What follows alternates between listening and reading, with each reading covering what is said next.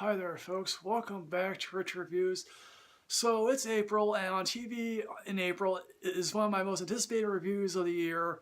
And no, it's not Game of Thrones because you'll never see a Game of Thrones review on this channel. For me, it's Bosch Season 5. This is barely based on one of the newer Michael Connelly books called Two Kinds of Truth. I don't know how accurate it is to the novel because I haven't read a Bosch books.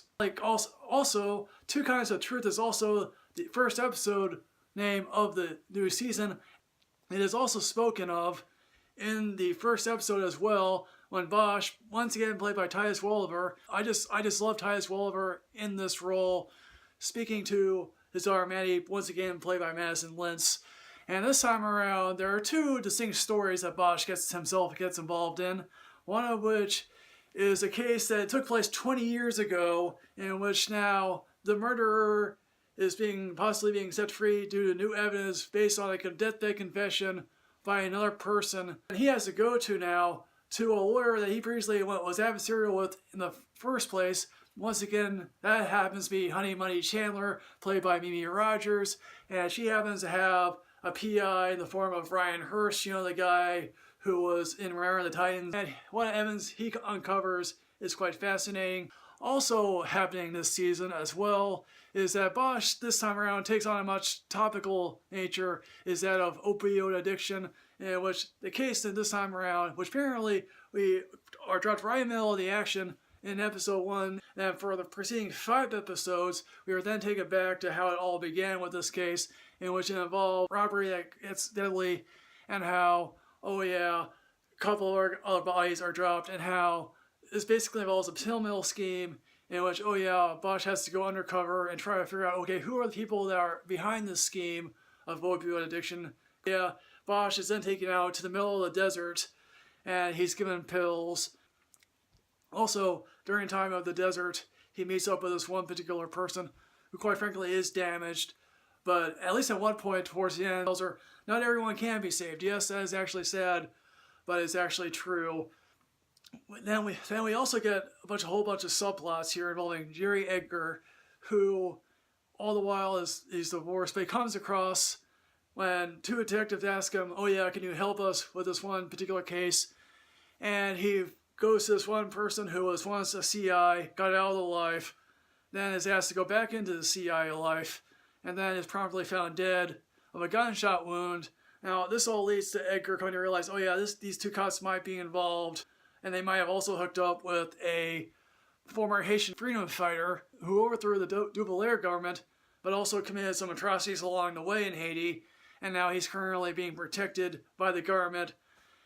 Basically, Edgar is coming to realize, shit, I might have to keep my mouth shut about this. And also, this also involves a gun buyback program which guns were conveniently stolen. What I love about Bosch, quite frankly, is that most TV shows about cops are episodic in nature. Bosch is serialized all the way through for each 10 episodes. No other TV show that I can think of has made what actually cops do for a living, which is basically very boring. But I think to myself, this is very exciting how they do it. I think also what I like about the series is how it uses Los Angeles locations as an actual plot point. Two detectives are like, we have to go up to Bakersfield. And one cop is like, oh shit, we have to go up there 2 hours, wait, then drive 2 hours back, because hey look, most of the time when someone goes to one place or another, they're just automatically there. And at least when Bosch is out in the middle of the desert, they're like, can you narrow that down, because they don't know, because literally the desert is very large. We also get another subplot here involving Crate and Barrel, the two over-the-hill police detectives. Apparently they've become fan favorites, that's news to me. And how they have to come to face facts that might retire soon.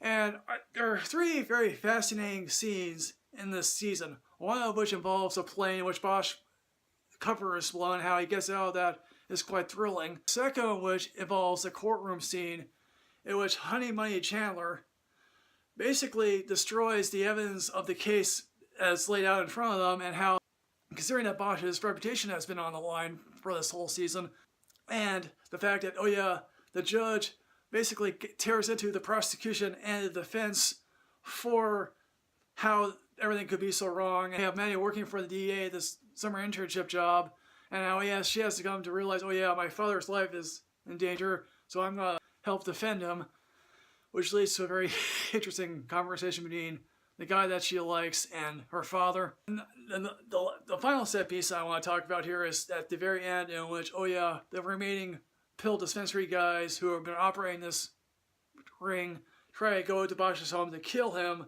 and how Bosch defends himself. I think that's one of the greatest set pieces I think I've seen in a while. And also, we also have another subplot involving Chief Irving, once again played by Lance Riddick, who is seriously thinking about running for mayor, and how that pays off. With Amazon, they're not like Netflix, they're trying to procure great material. They have Jack Ryan, they're getting their $1 billion Lord of the Rings series going on, but Bosch remains the constant. This is why I love the series. Heck, I would even buy the Bosch novels if I could. I haven't done that yet, but I definitely plan to. So folks, Bosch Season 5, have you seen this? What did you think? Please put everything in the comment box below, folks. As always, folks, like, comment, subscribe, enrich yourself with knowledge. I'll see you next time, folks. Yes, hooray.